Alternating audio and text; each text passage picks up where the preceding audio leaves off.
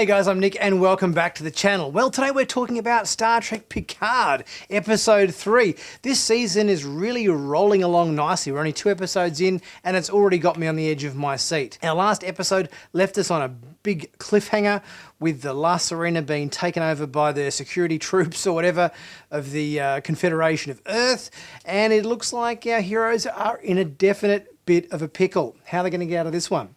Well, today we have a look at a sneak peek scene as well as a trailer for next week's episode, where we can get a bit of an idea as to what we might be in for in the next episode of Star Trek Picard.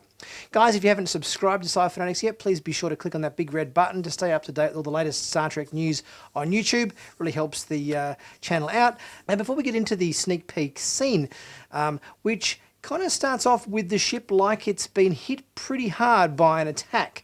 So I'm kind of guessing, based on a few of the trailer shots we've had in past weeks, where we've seen a Steamrunner class and 2 Nova class ships attacking the Latta, I'm going to say that this sneak peek scene, which we're about to have a look at, takes place sometime after this attack has occurred.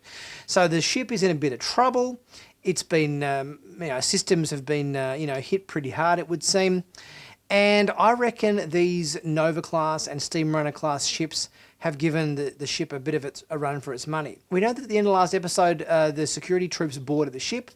I'm guessing they deal with that in some fashion and are able to escape, but are pursued by these other Confederation of Earth starships. So let's take a look at this sneak peek scene and see what we might be in for in next week's episode. Strength at 44%. Hold on!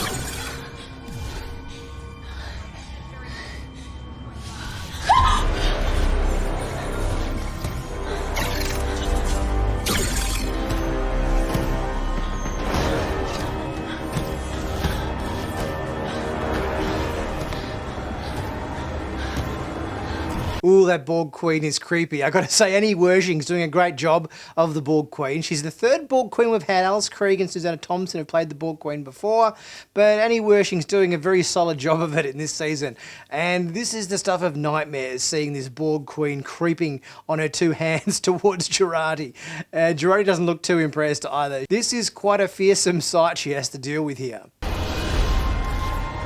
Allow me.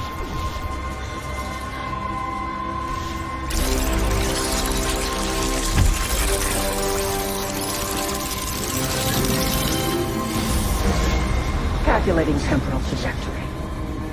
Initiating tachyon splinter radiation bursts. Neutralizing threats. This Borg Queen is certainly a bit of a badass.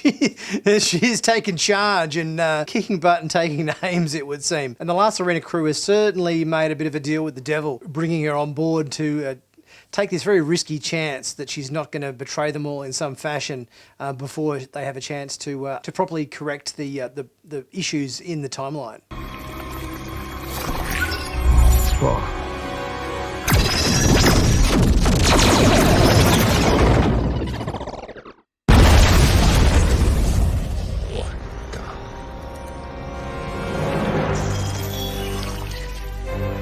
Admiral? I'm no longer in command of this ship. Well, it seems like the Latta is in trouble when facing off against 2 Nova class and a Steamrunner class starship, unless you've got a Borg Queen in control of the ship, in which case it would appear that she's maybe done some modifications. The torpedoes that get sent off here are green torpedoes. They're not red, which tend to be photon torpedoes, and they're not blue, which tend to be quantum torpedoes. So I'd say there's a bit of Borg enhancement going on to these torpedoes that she sends off to the other 2 ships, which I'm guessing are able to kind of disable them fairly quickly, being, I don't know, enhanced with some Borg nanoprobes or something. And it seems like before long that the control of the Latta is significantly lost. Rios can't do his little poking his fingers in the air to control the ship anymore. You know, it's very easy to turn off a holographic control interface.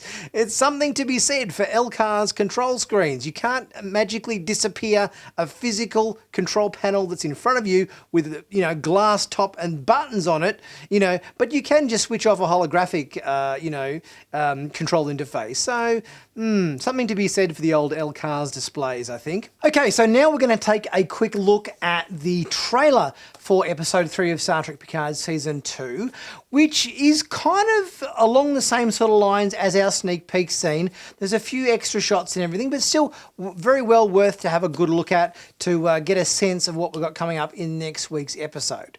So let's take a look at our trailer for next week's episode of Star Trek Picard. Incoming! I need more hands up here! Doctor, how much longer? We're working on it! Calculating temporal trajectory. Whoa, I'm no longer in command of this ship. So obviously nothing kind of mind-blowingly different in this first part of the trailer than what we haven't already seen in our sneak peek scene. Most of the shots we saw there were pretty much taken from our sneak peek scene and kind of, edited in a snappy way into our trailer. But there's a few little extra shots and so forth in our second part of our trailer that show a few extra bits and details of the episode. So let's take a look at our second half of that. If we fail here, we fail everyone. Warp 7! Warp 8! Warp 9! The past is now. Some exciting stuff ahead, no doubt. I'm kind of a bit worried for poor old Elnor. It's like he's taken a bit of a serious hit here. We've got Raffi leaning over him, crying, which would sort of, if he was going to be okay or if this was an easy patch-up job that Girardi could just sort of stitch him back together again. I'm not sure whether Raffi would be all that concerned, but she seems quite worried, which leads me to fear, is Elnor going to be okay?